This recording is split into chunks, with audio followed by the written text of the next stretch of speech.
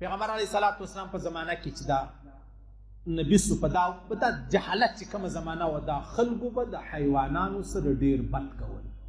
بد دا راولاړ به سو سپی غویی وش پر دې به ټیم وتړئ په هغې کې به تیل میل اور به ور واچوي. دا سپي به چغې وهلې نارې به یې وهلې بس دوی به شاوخوا پر راګرځېدلي وو. دا د دوی ګپه وه، دا یې بانډار و، دا د دوی مذاق و، دا د دوی تفریح وه.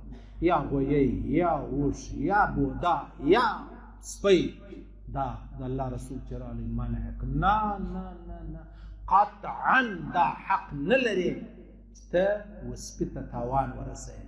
چیرې لا اور، چیرې لا لکۍ، چیرې لا بیا ټیم پر تړلی.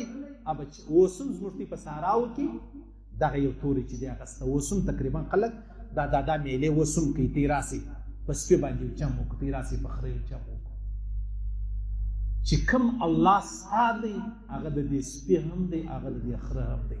او په ګرد دنیا کې زه دا وایم ته نه یې بې انصافه، ته ما ته وایې ته نه یې بې انصافه. نو الله رب العزت څنګه بې انصافه دی؟ الله وایي ما دا خر پیدا کړی، سپی پیدا کړی، دې دپاره پیدا کړی چې ته خپلې بازۍ په کوه. د دواړو الله یو دی، د دواړو دپاره د غومره عظیم دی، د غومره رحیم دی، د غومره رحمان دی. نو ته څه حق لرې؟ دا یوه خبره. د سپي سره د الله وما ارسلناک الا رحمة للعالمین دومره لوی رحمت و چې وسپیانو ته هم دا پیدا ورسېده. که نن ورځ به هم خلکو په عامو مجلسو کې په سپیانو دغه کانه چې د هغه کوله.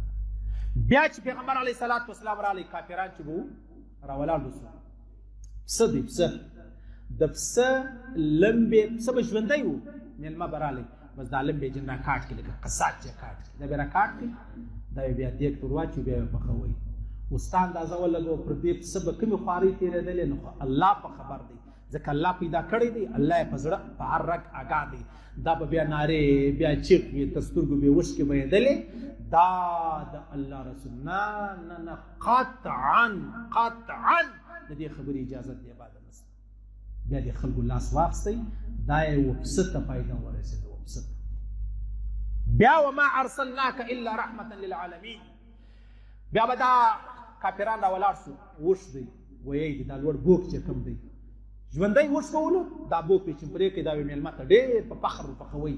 دا په دې کې ډېر غټ کمال و. د الله رسول نه نه نه نه ظلم به نه کوې، ورسه حلال یې کړه، چې حلال دې کوي د هغه بعد بیا ستا خوښه یې هغه وکړه. اجازه د دې خبرې نشته. دا یې اوښ و غویي ته پیدا ورسوه. وما ارسلناک الا رحمة للعالمین. دا اوښ هم په دې کې شمار دی او دا غویی هم شمار. بیا یې ورځ پیغمبر علیه الصلاة والسلام مبارک یو قصاب ولیدی، پسه یې پرې ایستلی دی، دا سر باندې پسه ور ایښې ده، چاړه ورته تېره کوي، پسه ورته ګوري. د الله رسول ورته وفرمایل ولې خیر خو به یې، ولې پر دا پسه دوه مرګه تېروې؟ یوې حلاله یې، بل مخامخ چاړه ورته تېره کوي، چاړه به پټه تېره کوي، پټه. کنې اجازه نشته.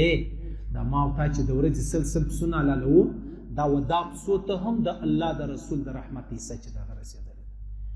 یو خر ولاړو، دا مخ یې داغل سوی وه، سر یې مریا ګرمه کې، بیا پر دا مخ یې کښېښوی پر ملا. د الله رسول وفرمیل لعنت دې وي پر هغه چا چې د خره د چهره یې ورداغلې ده. ولې؟ په خره کې نور بدن کې نور ځای نو نشانۍ دپاره تا یې چهره ور وداغله. لعنت دې وي، لعنت.